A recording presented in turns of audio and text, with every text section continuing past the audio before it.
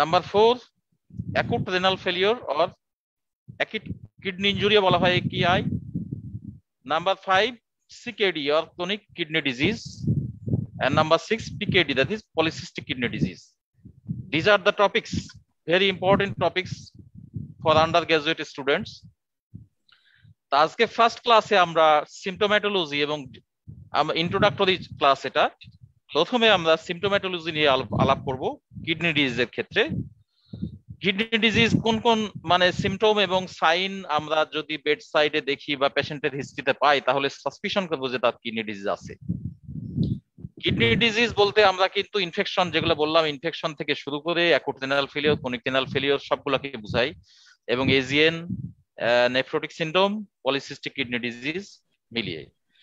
আজকে আমরা সিম্পটোম্যাটোলজির মধ্যে কতগুলো ইম্পর্টেন্ট টার্ম যেটা পরীক্ষায় ধরা হয়, রিটেনেও আসে, ভাইভাতেও frequently asked question, such as hematuria, polyuria, oliguria, anuria, proteinuria. These are the very important term, and you must know the causes of this. Find that these symptoms, that is this symptomatology. I would like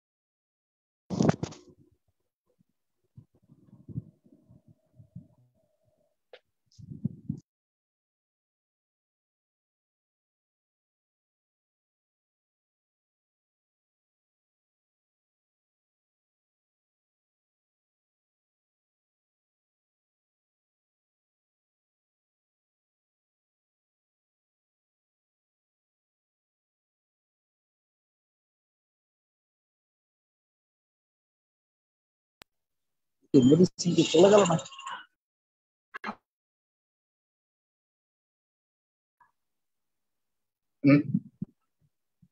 TM14 এর 18 সবাই accept করে দাও, তুমি এখন host আছো। কার কথা শুনে নাকি কেন করবে? এটা তো অটো অ্যাকসেপ্ট করাই আছে।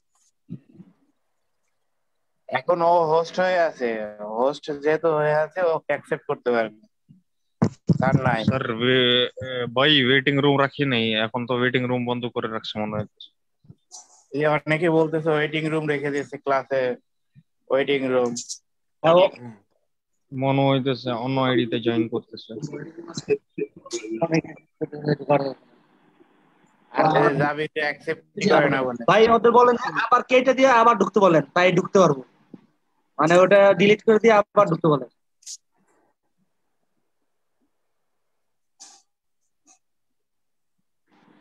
ছোট কাকা কি অবস্থা, ভালো আছো?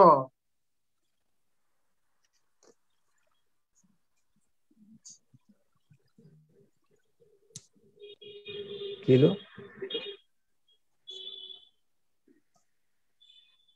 ছোট কাকু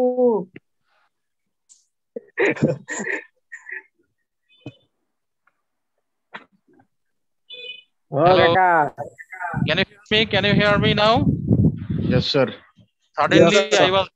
Suddenly I was accidentally disconnected due to connection problem, electrical. Okay.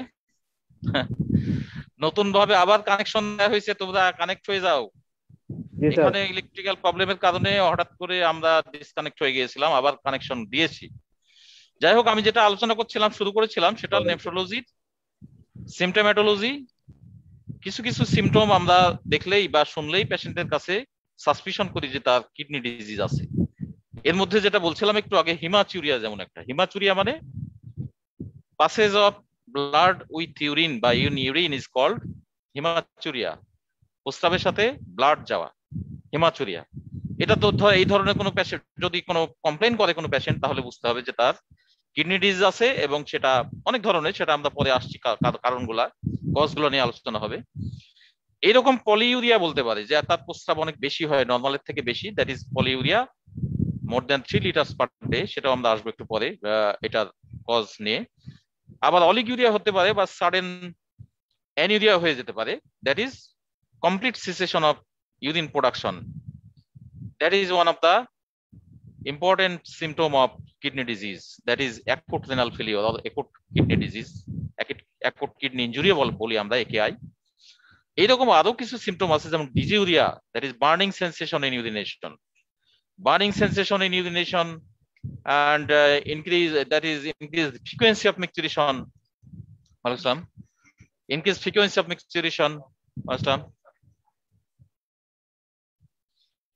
these are all the features of UTI. Can you hear me? Yes sir, শুনতে পাচ্ছি। Yes sir, yes sir. তোমাদের কি এই ক্লাস নাকি?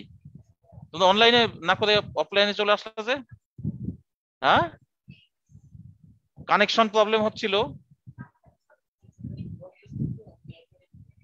ব্লগ পোস্টিং, ও আচ্ছা, এখানে করতে বলছে। ও তো অনলাইনে ক্লাসটা তোমরা শুনতে পাবে কিনা, আমি তো জোরে জোরে কথা বলছি, তারপর চেষ্টা করছি আর কি। আচ্ছা ঠিক আছে, ওকে, ঠিক আছে। এদিকে আবার কিছু অফলাইনে স্টুডেন্টও এখানে জয়েন করেছে, এই জন্য কথা বলছিলাম, সরি। তাহলে আমরা আসি আবার আলোচনায়। যদি dysuria, increased frequency of micturition and lower abdominal pain, that is suprapubic pain, এই সমস্ত নিয়ে প্রেজেন্ট করে, তাহলে আমাদের সাসপিশন করতে হবে পেশেন্টের ইউটিআই হয়েছে। আবার যদি দেখা যায় পেশেন্টের সাইন আমরা এরকম দেখি যে তার swelling of the feet or swelling of the face or swelling of the body anywhere, সেটা হতে পারে due to nephrotic syndrome, due to acute glomerulonephritis. সেজন্য আমরা এই যে সিমটম সাইনগুলো দেখছি। আবার ক্রনিক কিডনি ডিজিজের কিছু কিছু সিমটম পেশেন্ট নিজেই বলে, anorexia, nausea, history of weight loss, এই সমস্তগুলা chronic kidney disease, that is CKD. These are the features of CKD. সিকেডিতে দেখা যাচ্ছে তার অ্যানোরেক্সিয়া হয়, অ্যানোরেক্সিয়া মানে লস অফ অ্যাপেটাইট, নশিয়া। আর এই অ্যানোরেক্সিয়ার কারণে পেশেন্ট তো খেতে পারে না, তখন তার ওয়েট লস হয়ে যায়। এছাড়া গুরুত্বপূর্ণ ফিচার্স হচ্ছে anaemia. Another important findings in CKD is anaemia. Okay, now I would like to start the symptomatic causes of the hematuria, that is number one symptom of kidney disease, hematuria, and very important symptom. Hematuria means passage of blood in urine. কি কি কারণে তাহলে haematuria হতে পারে? What are the causes, that is etiology of hematuria? Number one, AGN, acute glomerulonephritis. এটা এই ডিজিজটা কিন্তু বাচ্চাদের বেশি হয়, from 5 to 15 years, এই এজের বাচ্চাদের বেশি হয়। তবে অ্যাডাল্টদেরও হতে পারে, কিন্তু রেয়ার, চিলড্রেনদের বেশি হয়। তাহলে এটা এজিএন, অ্যাকুট গ্লোমেরুলোনেফ্রাইটিস। এটা নিয়ে একটা টপিক আমরা আলোচনা করব ভবিষ্যতে, এরপর একটা যখন কিডনি ডিজিজ আমরা টপিক বাই টপিক। আজকে তো ইন্ট্রোডাক্টরি ক্লাস, আমরা এগুলো বলবো, তারপরে আমরা যে এজিএন এর পরে ক্লাসে হয়তো এজিএন হবে, সেটা বলা হবে। এজিএন নিয়ে ডিটেলস। তো acute glomerulonephritis number one cause of haematuria, very important, এটা বলতে হবে পরীক্ষায় যদি জিজ্ঞেস করে। Number two, ATN, that is acute tubular necrosis, that is another cause of hematuria. ATN, that is সংক্ষেপে বললাম ATN, acute tubular necrosis. Then number two, interstitial nephritis. Number three, pyelonephritis and cystitis also causes hematuria. Pyelonephritis means upper urinary tract infection or inflammation, and cystitis means lower UTI, that is inflammation of the bladder. UTI এরকম আপার UTI আছে, lower UTI আছে। আপার UTI কে আমরা pyelonephritis বলি, আর lower UTI কে cystitis, urethritis বলা হয়। তাহলে এটাও কারণ, মানে যে কোনো ইনফ্লামেশন, ইউরিনারি ট্র্যাক্টে যদি কোনো ইনফ্লামেশন হয় বা ইনফেকশন, তাতে হিমাচুরিয়া হয়। যদি কোনো স্টোন থাকে যে কোনো anywhere in the urinary tract from the kidney to urethra anywhere, তাহলে হিমাচুরিয়া হবে। নাম্বার 3 হলো যে কোনো জায়গায় যদি টিউমার থাকে, tumour anywhere in the urinary tract causes hematuria. That is renal cell carcinoma, ureteric carcinoma, bladder carcinoma হলো transitional cell carcinoma বলে। যে কোনো জায়গায় হোক না কেন হিমাচুরিয়া হবে। আর এমনি যেটা সিস্টেমিক ডিজিজ যেটা বলছিলাম প্রথমে, এজিএন এখন গ্লোমারুলোনেফ্রাইটিস বাচ্চাদের বেশি হয়, sudden onset of haematuria, oliguria and swelling of the body, that is generalized edema, এরকম যদি হয় তখন সেটা এজিএন। এছাড়া আরো কিছু কিছু বিষয় আছে যেটা কিডনির, যে স্টোন তো বললাম আমরা, stone in the urinary tract, যেমন কিডনি, ইউরেটার, ব্লাডার, এই সমস্ত জায়গায় যে কোনো জায়গায় স্টোন থাকলেই হিমাচুরিয়া হবে। এরপরে হলো টিউমার, বললাম একটু আগে টিউমার যেটা নিওপ্লাস্টিক কজ বলতে পারি, এর মধ্যে হলো নেফ্রোব্লাস্টোমা বলো, রেনাল সেল টিউমার বলো, ব্লাডার টিউমার, সবগুলোতে হবে। তারপরে প্রস্টেটের কজ আসি আমরা। প্রস্টেটের মধ্যে বিনাইন প্রস্টেটিক হাইপারপ্লাসিয়া, বিইপি বা benign enlargement of the prostate haematuria করে। এবং নাম্বার 2 প্রস্টেটিক কার্সিনোমা। প্রস্টেটিক কার্সিনোমাতে বেশি করে, যে কোনো ম্যালিগন্যান্ট কন্ডিশনে কিন্তু হিমাচুরিয়া হয়, মানে যে অফ দ্য ইউরিনারি ট্র্যাক্টের যে কোনো জায়গায় যদি ম্যালিগন্যান্সি হয় তাহলে হয়। যদিও বিইপিটা কিন্তু কোনো ম্যালিগন্যান্সি না, এটা বিনাইন বলাই হয়েছে, benign enlargement of the prostate, but may cause haematuria, mild haematuria করতে পারে, সেটাও একটা কারণ। এরপরে হইতে পারে যেটা ইউরেথ্রাইটিস। ইউরেথ্রাইটিস মানে inflammation of the urethra. Severe urethritis হয়ে হিমাচুরিয়া হতে পারে। ইউরেথ্রাইটিস হয়ে ইউজুয়ালি যেটা হয় ইউরেথ্রাল ডিসচার্জ, যেটা গনোরিয়াতে হয়, সেক্সুয়ালি ট্রান্সমিটেড ডিজিজ, এবং আদার ইউটিআইতে হতে পারে, নন গনোকক্কাল ইউরেথ্রাইটিস বলে, এনজিইউ, সেটাতেও হতে পারে। তবে ইউরেথ্রাইটিস যে কোনো কারণে হোক না কেন মে কজ হিমাচুরিয়া। দেন আর একটা গুরুত্বপূর্ণ কারণ, যদিও আমাদের মেডিকেল কজ না এটা, কিন্তু সার্জিক্যাল কজ, তারপরে বলতে হবে এটা কজ। এর মধ্যে আছে ট্রমা, মানে কোনো আঘাত। যদি ইউরিনারি ট্র্যাক্টে যে কোনো ট্রাফিক অ্যাক্সিডেন্ট হোক বা যে কোনো অ্যাক্সিডেন্টাল কোনো ট্রমা যদি হয়, তাহলে সেক্ষেত্রে হিমাচুরিয়া হয়, ট্রমা। এরপরে আমরা বলবো কোয়াগুলেশন ডিসঅর্ডার। এটা মনে হয় জানো তোমরা, যে কোয়াগুলেশন ডিসঅর্ডারে যে কোনো জায়গা দিয়ে ব্লিডিং হতে পারে, শুধুমাত্র যে হিমাচুরিয়া হবে তা না। কোয়াগুলেশন ডিসঅর্ডার হলে associated other bleeding from the other sides of the body থাকতে পারে, যেমন হেমাটেমেসিস, মেলেনা, হেমোপটাইসিস, এই সমস্ত ফর্মে এপিস্ট্যাক্সিস কখনো থাকতে পারে। হিমাটোলজিক্যাল ডিসঅর্ডার সেটা আবার কতগুলো প্রাইমারি আছে, ইডিওপ্যাথিক থ্রম্বোসাইটোপেনিক পারপুরা আছে, তারপরে প্লেটলেট ডেফিসিয়েন্সি, যেমন in case of dengue fever, in case of leukaemia, এগুলা সব হেমাটোলজিক্যাল ডিসঅর্ডার, এবং এগুলা কোয়াগুলেশন ডিসঅর্ডার। হিমাটোলজিক্যাল ডিসঅর্ডারের মধ্যে কোয়াগুলেশন ডিসঅর্ডার, সেগুলাতে দেখা যাচ্ছে যে ব্লিডিং হয় পেশেন্টের ইউরেথ্রার, এবং অন্যান্য জায়গা দিয়েও ব্লিডিং হয়, শুধুমাত্র যে হিমাচুরিয়া হচ্ছে তা না। এই জন্য কোয়াগুলেশন ডিসঅর্ডার গুলো রেয়ারলি হয়, এবং আমরা পরে কজগুলো পরে বলবো। আগে যেগুলো বলেছিলাম এগুলো ইম্পর্টেন্ট কজ। দেন নাম্বার আরো আছে যে এরপরে যে কারণ, এটা হলো ভাস্কুলার ম্যালফরমেশন। এগুলো কিন্তু ডেভিডসনে সব আছে, বইয়ে সব আছে, পড়ে নিবে। তারপরে আমার ক্লাসটা ফলো করার চেষ্টা করো, যাতে করে ইম্পর্টেন্ট যে জিনিসগুলো আমি হাইলাইট করব সেগুলা আবার দেখে নিবে, বইয়ে সব আছে, আবার রিভিউ করবে, তাহলে দেখবে যে সব মনে থাকবে, ইজি হয়ে যাবে জিনিসগুলা। তাহলে কোয়াগুলেশন ডিসঅর্ডার বললাম। এরপরে হলো vascular malformation, that is vessel abnormality, any kind of vascular abnormality. সেটা আর্টারি ভেনাস শান্টও হয় অনেক সময়। ভেসেল এটা কনজেনিটাল অ্যাবনর্মালিটি যদি হয় তাহলে ব্লিডিং হবে, এরকম অকেশনাল ব্লিডিং হয়, তাহলে ভাস্কুলার ম্যালফরমেশন। এরপরেও আরো যেটা রিমোট কজ, যদিও লেস কমন কজ কিন্তু রিমোট কজ, এর মধ্যে আছে medium and small vessel vasculitis. Vasculitis মানে ইনফ্লামেশন অফ দ্য ভেসেল, এর মধ্যে আবার কতগুলো আছে স্মল ভেসেল ভাস্কুলাইটিস, কতগুলো আছে মিডিয়াম ভেসেল, কতগুলো লার্জ ভেসেল। তবে এখানে আমরা লার্জ ভেসেল ভাস্কুলাইটিস কখনো হয় না ইন কেস অফ নেফ্রোলজি বা রেনাল ট্র্যাক্টে। ইউজুয়ালি যেটা হয় মিডিয়াম ভেসেল, যেমন হলো পলিআর্টারাইটিস নোডোসা, কাওয়াসাকি ডিজিজ, এরকম তাকাশুস ডিজিজ, তাকাশুস আর্টারাইটিস, সেগুলা মিডিয়াম ভেসেল ডিজিজ। আর কিছু স্মল ভেসেল ভাস্কুলাইটিস আছে, নামগুলো এখন হয়তো তোমাদের মনে থাকবে না, পরবর্তীতে আমরা রিমাটোলজি যখন পড়াবো তখন বলবো, এগুলা এগেইন ডিসকাশন হবে রিমাটোলজিতে। তার মধ্যে আছে ওয়েগনার্স গ্র্যানুলোম্যাটোসিস, নাম একটা মনে রাখতে পারে, ওয়েগনার্স, এবং মাইক্রোস্কোপিক পলিঅ্যানজাইটিস। যদিও টার্মগুলা কঠিন মনে হচ্ছে, কিন্তু this are the small causes of small vessel vasculitis. The small vessel ভাস্কুলাইটিসেও এরকম হিমাচুরিয়া হয়, মিডিয়াম ভেসেল হিমাচুরিয়া হয়, লার্জ ভেসেল ইউজুয়ালি এখানে অ্যাসোসিয়েটেড না। তাহলে গেল আমাদের এতক্ষণ যেটা বললাম হিমাচুরিয়া নিয়ে কথাবার্তা বললাম। একটা কথা আছে আর একটা হিমোগ্লোবিনুরিয়া, সেটা কিন্তু আলাদা জিনিস, হিমাচুরিয়া আলাদা, আবার মায়োগ্লোবিনুরিয়া নামে একটা টার্ম আছে। Haemoglobinuria means haemoglobin present in urine, এটা হয় ইন্ট্রাভাস্কুলার, এটাও এরকম ইন্ট্রাভাস্কুলার হিমোলাইসিস যদি হয়ে থাকে কোথাও বডি। হেমাটোলজিতেও এটা বলা হয়, হেমাটোলজি চ্যাপ্টারে আমরা এটা আলোচনা করব।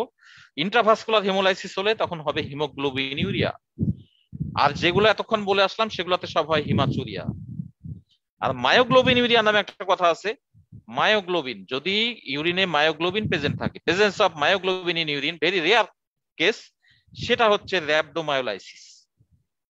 এই জন্য এটা কজ একটাই মায়োগ্লোবিনুরিয়ার, সেটা হলো র্যাবডোমায়োলাইসিস।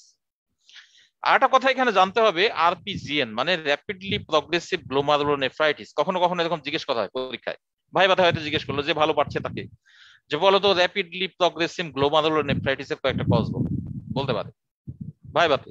ইউজুয়ালি আন্ডার গ্রাজুয়েট এটা রিটেনে আসে না, কিন্তু ভাই বাতে ধরতে পারে।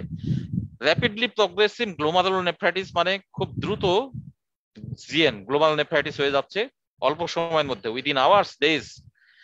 তাহলে সেক্ষেত্রে কজ নাম্বার 1 হলো post infectious glomerulonephritis, usually by streptococcus. আমরা বলবো এজিএন যখন পড়াবো, এজিএন ডিটেলস পড়ানোর সময় এটা বলা হবে। Can you hear me? শুনতে পাচ্ছ তো সবাই? Hello, Yes. can you hear me? Okay, can you follow me? Okay. RPGN তাহলে বলছিলাম আমি যে আরপিজিএন এর first important cause post infectious glomerulonephritis due to streptococcus. Number 2 anti glomerular basement membrane disease, anti GBM ডিজিজে বলা হয়, anti GBM antibodies এখানে আছে। And number 3 lupus nephritis, lupus nephritis that is SLE, systemic lupus erythematosus affecting the kidney is called, মানে renal involvement of systemic lupus erythematosus is called lupus nephritis, সেটা নিয়ে discuss হবে পরে। তাহলে these are the causes of RPGN, that is rapidly progressive glomerulonephritis. Now I will discuss regarding proteinuria. এতক্ষণ haematuria বললাম, এখন আমি বলবো proteinuria, presence of protein in urine. Normally কিন্তু প্রোটিন থাকে খুব কম পরিমাণে, normally less than 150 milligram protein excreted through kidney urine.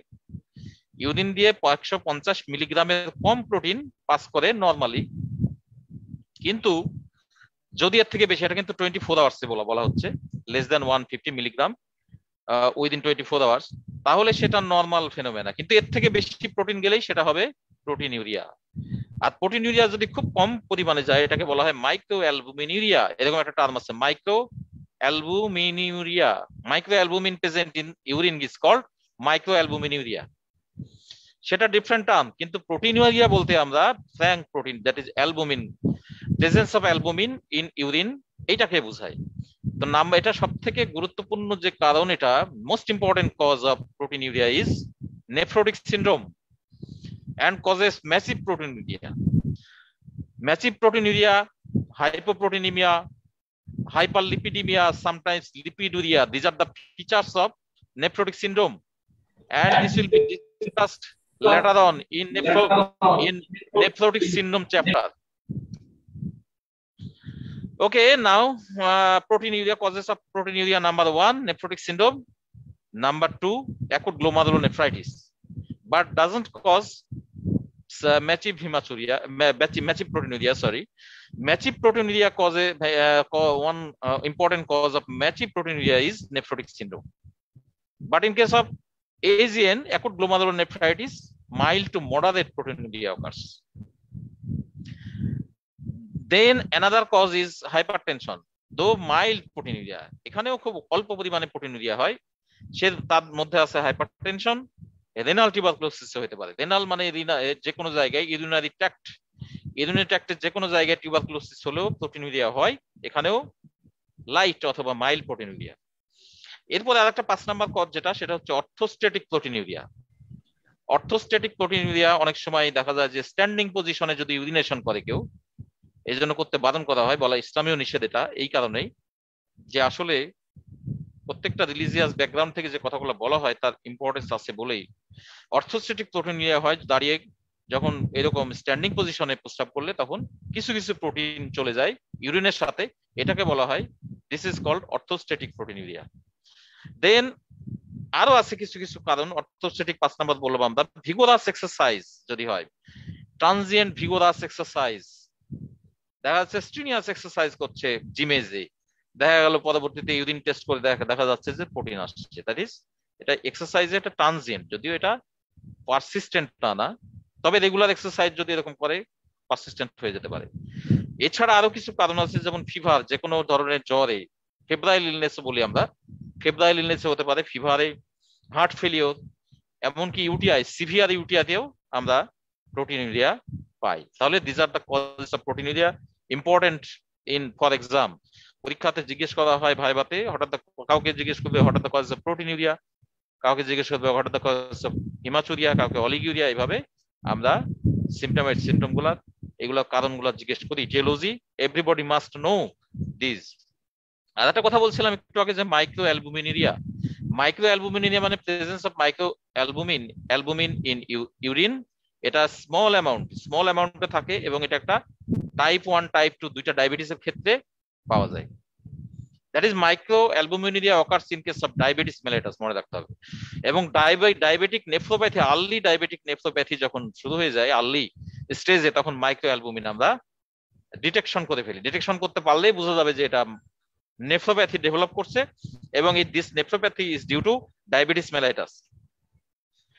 তাহলে সেক্ষেত্রে মাইক্রো অ্যালবুমিনিয়ার আরো কিছু রিস্ক ফ্যাক্টর আছে, যেমন যদি তার হাইপারটেনশন থাকে, তার প্রেশার যদি হাই থাকে, আর যেটা বললাম একটা ডিক্রিজ গ্লাইসেমিক কন্ট্রোল, মানে যে তার ডায়াবেটিস কন্ট্রোল না থাকে, লং টার্ম কন্ট্রোল না থাকলে পেশেন্ট দেখা যাচ্ছে যে ডায়াবেটিক পারসন লং টার্ম পেশেন্টের অ্যান্টি ডায়াবেটিক মেডিসিন ঠিক মতো নেয় না বা ইনসুলিন ঠিক মতো নেয় না, তার মোট কথা সে ডায়াবেটিস ট্রিটমেন্ট ঠিক মতো তার কন্ট্রোল হচ্ছে না। ডায়াবেটিস কন্ট্রোল রাখলে সব ওকে, কিন্তু কন্ট্রোল না রাখলেই যত বিপত্তি, যত কমপ্লিকেশন, অ্যাকুট কমপ্লিকেশনও হয়ে যায় অনেকগুলা, সেগুলা তোমাদের বলা হবে ওই চ্যাপ্টারে।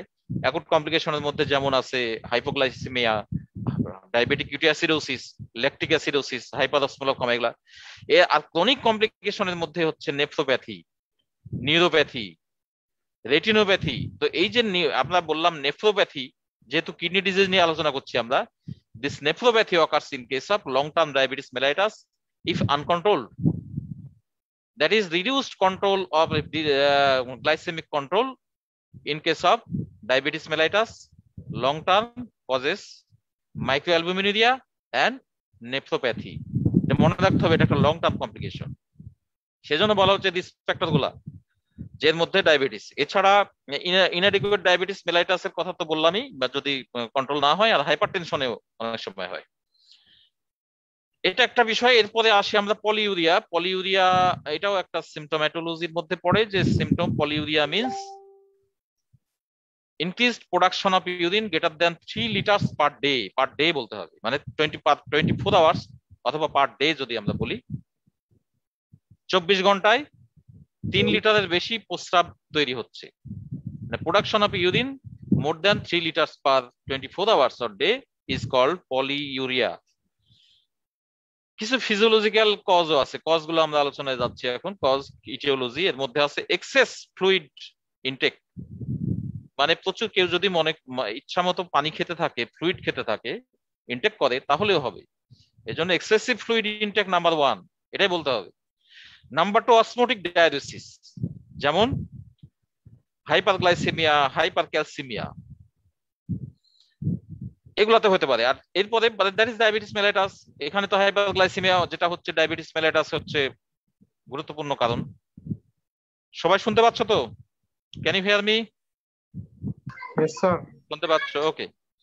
আমি কিন্তু যে কোনো টাইমে আবার টাইম আউট হয়ে যেতে পারি, তার আগে যতটুকু শেষ করা যায় 40 মিনিটসের মধ্যে তো জুমে টাইম আউট হয়ে যায়। যাই হোক, আমরা চেষ্টা করছি যতখানি সম্ভব আজকে, তারপরে নেক্সট ক্লাসে আবার একটা টপিক হয়তো এজিএন বা নেফ্রোটিক সিনড্রোম, সেটা বলে দেওয়া হবে, পরে জানানো হবে কোন টপিক পড়ানো হবে। আজকে আমরা এগুলা শেষ করি। পলিউরিয়া নিয়ে আলোচনা করছিলাম, আবার ফিরে যাই। নাম্বার 1 বললাম যে এক্সেস ফ্লুইড ইনটেক বা increased intake of fluid, water or fluid, any kind of fluid, liquid, that is number 1 cause excess fluid intake. Number 2 osmotic cause এর মধ্যে যেটা বলছিলাম, নাম্বার 1 ডায়াবেটিস মেলাইটাস হাইপারগ্লাইসেমিয়া করে, এবং হাইপারক্যালসিমিয়াতে অনেক সময় এরকম অসমোটিক ডায়াবেটিস হয়। হাইপারক্যালসিমিয়া যাদের থাকে তাদের ফ্লুইড ইনটেক এমনিতেই বেশি করে, তার কারণ তারা সবসময় পিপাসা থাকে, তাদের thirsty person becomes thirsty. In case of যেমন ধরো মাল্টিপল মাইলোমা পেশেন্টের হাইপারক্যালসিমিয়া থাকে, এইসব পেশেন্ট থার্স্টি থাকে, অনেক ফ্লুইড ইনটেক করে, এবং এদেরকে ফ্লুইড দিতেও হয় আবার আলাদাভাবে, আইভি ফ্লুইড, ইন্টারভেনাস ফ্লুইড দেওয়া লাগে, তখন এদের ডায়াবেটিসও বেশি হবে, তখন পলিউরিয়া হবে, এটাই তো কারণ। এইভাবেই হাইপারক্যালসিমিয়া কজেস পলিউরিয়া, এটা একটা ইম্পর্টেন্ট কজ। আর একটা হচ্ছে diabetes insipidus, that is cranial diabetes. এটাকে একটা আছে ডায়াবেটিস মেলাইটাস, আমরা জানি এটা ইনসুলিনের অভাবে যেটা হচ্ছে। এর মধ্যে আবার ভাগ আছে type 1, type 2, other specific type. Gestational diabetes mellitus সেটা হলো ডায়াবেটিস মেলাইটাস, আর diabetes insipidus that is cranial diabetes posterior pituitary ADAs due to decreased secretion of ADAs from the posterior pituitary causes diabetes insipidus। আর একটা কথা, আর একটা নাম আছে cranial diabetes. যাই হোক, আর আছে নেফ্রোজেনিক ডায়াবেটিস ইনসিপিডাস, নেফ্রোজেনিক সেটাও হতে পারে, এটাও একটা কারণ পলিউরিয়া।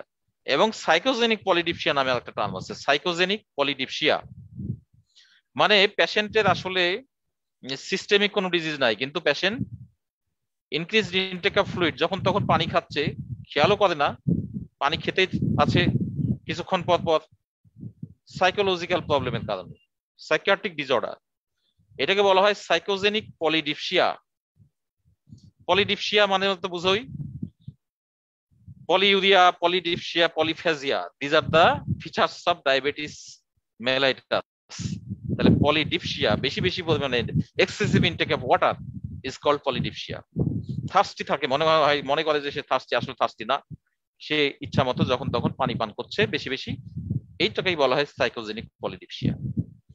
এছাড়া আরো কারণ আছে, যদি একটু হিসাব করে বুঝতে পারবে, যে যেমন হলো ড্রাগ ইনডিউসড, কি ড্রাগ দিয়ে হয় হতে পারে পলিউরিয়া?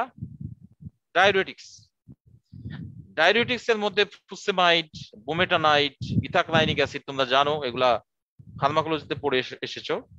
তাহলে দিস আর দা ড্রাগস আর মেডিসিন কজিং পলিউরিয়া।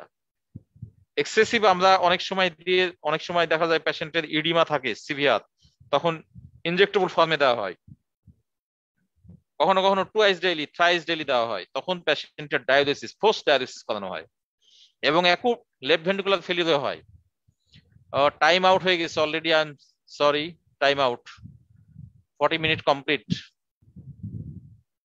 এরপরে ক্লাস কটায় তোমাদের? 11টায় না? তাহলে তো আরেকটু নেওয়া যায়। ও, শুনতে পাচ্ছ? Hello, Yes, sir. ওকে, Yes, তাহলে sir. আর কিছুটা টাইম আছে, অসুবিধা নাই, ঠিক আছে। তাহলে এরপরে আমরা বলি সাইকোজেনিক পলিডিপসিয়া বললাম, এবং এরপরে বললাম drug induced, that is medicine দিয়ে যেগুলা হয়, যেমন ফুসেমাইড। আরেকটু আছে টাইম, অফিস যাবে না? ও ঠিক আছে, এটা দিলে আর হবে না। Okay, thank you. Then now I would like to discuss regarding oliguria and anuria. Oliguria means less than 300 ml per 20 of urine production in 24 hours.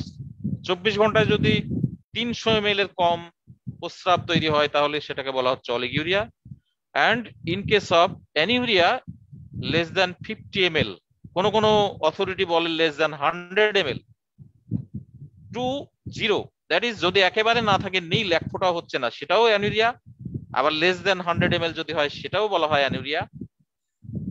তাহলে এখানে একটু বিতর্ক আছে যে লেস দেন 50 ml সেটাও মেনে নেওয়া যায়, এবং লেস দেন 100 ml দুটাই কারেক্ট, আর লেস দেন 300 ml সেটা হচ্ছে but 24 hours, that is oliguria. Now what are the causes of this oliguria and anuria? একসাথে আমরা oliguria anuria এর কজ কিন্তু একই রকম, similar. Number 1 cause acute glomerulonephritis. AGN এর পেশেন্ট এটা নিয়ে প্রেজেন্ট করে অনেক সময়। প্রস্রাব বন্ধ হয়ে গেছে বাচ্চার, মা এসে বলে যে প্রস্রাব হচ্ছে না কালকে থেকে বা খুব সামান্য হয়েছে, তাহলে নাম্বার 1 কজ হচ্ছে এজিএন। এর সাথে হিমাচুরিয়া থাকে, আরো সব প্রেজেন্টেশন থাকে, সেটা আমরা এজিএন চ্যাপ্টারে পড়বো। এরপরে হলো ATN, that is acute tubular necrosis. সেটাতেও এরকম অলিগিউরিয়া অ্যানুরিয়া হয়। অ্যাকুট টিবুলার নেক্রোসিস এটা খুব খারাপ, এটা এবং এটা র্যাপিডলি প্রগ্রেসিভ গ্লোমারুলার নেফ্রাইটিসের একটা কজ বটে। Then AKI that is acute kidney injury, acute renal failure আর অ্যাকুট কিডনি ইনজুরি যেটা, এটাতেও এরকম অলিগিউরিয়া অ্যানুরিয়া হয়। পেশেন্টের দেখা যাচ্ছে যে হঠাৎ করে রোড ট্রাফিক অ্যাক্সিডেন্ট হয়েছে, অনেক ফ্লুইড লস হয়ে গেছে, ব্লাড লস হয়েছে, অথবা কোনো ডায়রিয়া, ভমিটিং, বার্ন, এই সমস্ত ক্ষেত্রে these are the pre-renal causes of acute renal failure. কিছু কিছু রেনাল কজ আছে, এজিএন যেমন renal cause, ATN acute tubular necrosis renal cause. আর যেটা প্রি-রেনাল কজ হলো ইম্পর্টেন্ট, সব থেকে আমাদের দেশের একেআই এর কজের মধ্যে সব থেকে বেশি হয় প্রি-রেনাল কজ দিয়ে, diarrhoea, vomiting, burn, fluid loss, road traffic accident, এইসবগুলো দিয়ে হয়। Blood loss, fluid loss, volume loss, সবই বলা যায়, সেগুলো প্রি-রেনাল কজ। আর রেনাল কজের মধ্যে যেটা বলছিলাম যে অ্যাকুট টিবুলার নেক্রোসিস আর এজিএন, অ্যাকুট গ্লোমারুলার নেফ্রাইটিস। তাহলে দেখো যে অলিগিউরিয়া অ্যানুরিয়ার মধ্যে আমরা 3টা ভাগেও ভাগ করতে পারি, যে প্রিরেনাল, রেনাল, পোস্টরেনাল, যেমন একেআইতে বলা হয়। তো যাই হোক, অলিগিউরিয়াতে আমরা অলিগিউরিয়া অ্যানুরিয়ার একই ধরনের কজ, এর মধ্যে আরো আছে, যেমন ডায়রিয়া, একটু আগে যেটা বলছিলাম ডায়রিয়া, আনকন্ট্রোল ডায়রিয়ার আবার অনেক কারণ আছে, সেটা ডায়রিয়ার চ্যাপ্টারে বলা হবে। ডায়রিয়া যেমন কিছু আছে ইনফেক্টিভ কজ, কিছু নন ইনফেক্টিভ কজ এরকম আছে। ইনফেক্টিভ কজের মধ্যে ভাইরাস, ভাইরোটা ভাইরাস, অ্যাস্ট্রোভাইরাস, অ্যাডিনোভাইরাস, ক্যালসিভাইরাস, সেরকম ব্যাকটেরিয়া দিয়েও ডায়রিয়া হয়। Salmonella, shigella, campylobacter jejuni, E coli, vibrio cholerae, এগুলো সব দিয়ে হতে পারে। তাহলে ডায়রিয়া এরকম আরো অনেক প্রোটোজোয়াল কজ আছে, ড্রাগ কজ, সব মিলিয়ে। দেন ভমিটিং থেকেও এরকম অলিগিউরিয়া অ্যানুরিয়া হয়ে যেতে পারে। সিভিয়ার ভমিটিং, প্রফিউজ ভমিটিং যদি হয়, পেশেন্টের ডিহাইড্রেশন হয়ে যায় এবং এদিকে অলিগুরিয়া হয়, এদিকে একদিকে ডিহাইড্রেশন, ওইদিকে অলিগুরিয়া। তারপরে বার্ন, গুরুত্বপূর্ণ হলো বার্ন যদি এরকম 50% বেশি হয়ে যায়, তখন তো অ্যানুরিয়া হয়ে যেতে পারে। অ্যান্টিগ্লোমারুলার বেসমেন্ট মেমব্রেন ডিজিজে হতে পারে। দেন ভাস্কুলাইটিস, এটাও একটা কারণ, যদিও এগুলো রিমোট কজ। প্রথমে যেগুলো কারণ বলছিলাম আমি, এগুলা these are the common causes, but now I am telling the rare causes like vasculitis. Then lack of perfusion in case of aortic dissection, aortic renal artery stenosis এবং অ্যাওর্টিক ডিসেকশন কখনো কখনো আমরা পেয়ে যাই। সেখানে lack of perfusion, that is blood supply কমে যাচ্ছে, কিডনিতে ব্লাড সাপ্লাই কম যাচ্ছে, তাহলে তো হবেই। এছাড়া ইউরিনারি অবস্ট্রাকশন দিয়ে হতে পারে।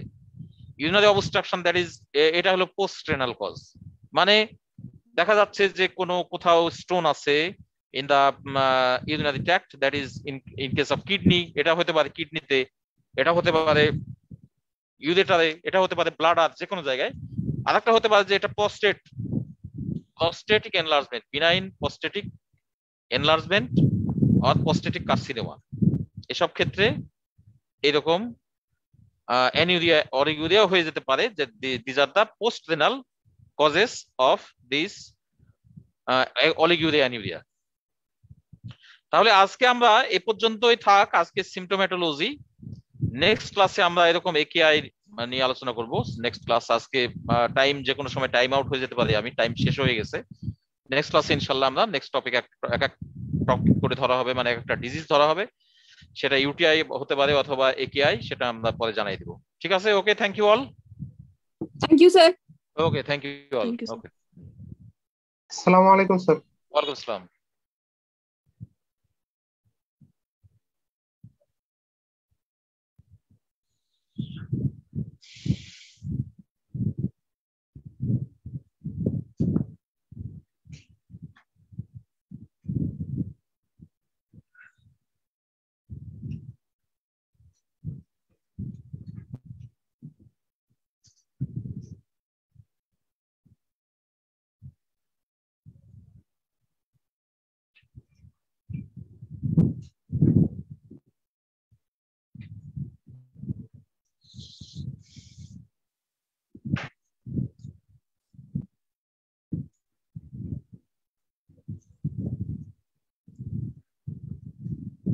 পার্সেন্টেজ তোমরা দিয়েছো, পার্সেন্টেজ গুলো দিয়ে দাও।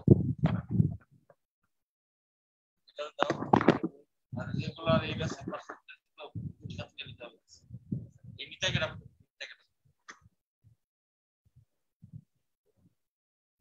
তোমাদের বিভিন্ন অন্যান্য ডিপার্টমেন্টে প্লেসমেন্ট না, মেডিসিনেও তো কিছু আছে। আচ্ছা আচ্ছা, তোমাদের তো অফলাইনে ক্লাস, যাই হোক অনলাইনে তোমাদের অসুবিধা হচ্ছে না? আসলে প্রবলেম হওয়ারই কথা একটু। আমি এখানে কথা বলছি যেটা, এখানে তোমরা শুনতে পাচ্ছ পিছন থেকে? এখন তো মাইক্রোফোন নিয়ে কথা বলতে হবে।